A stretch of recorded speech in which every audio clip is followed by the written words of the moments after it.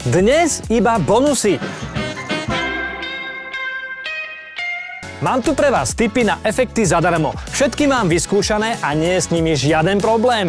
Poslúžia hlavne vtedy, keď máte hlboko do peňaženky a potrebujete niečo špeciálne, čím váš soft nedisponuje.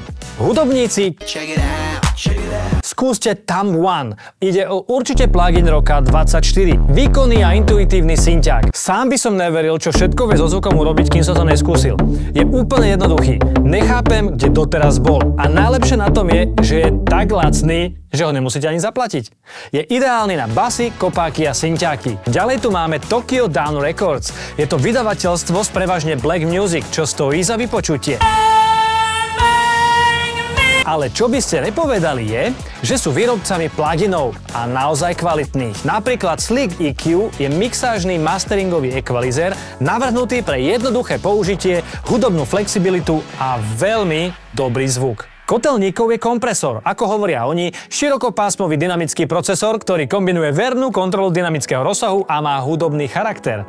Nova je štvorpásmový dynamický ekvalizér a keďže obsahuje aj plnohodnotnú dynamickú sekciu, tento procesor pokrýva širokú škálu aplikácií. Ďalej je tu Molotok. Dokáže vytvoriť širokú škálu kompresí. Má vždy odpoveď na všetky otázky. Od jemného, transparentného vyrovnávania až po silnú a dynamickú kompresiu. No a Prism.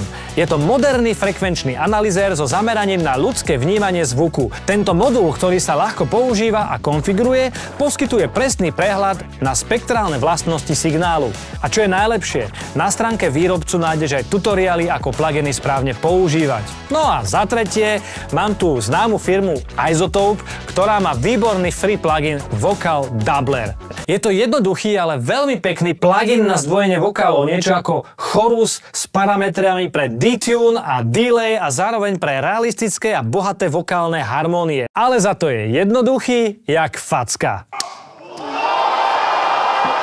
Všetky tieto pluginy mám a používam. Sledujte ma a čoskoro vám ukážem ďalšie bomby, ktoré vám zmenia život.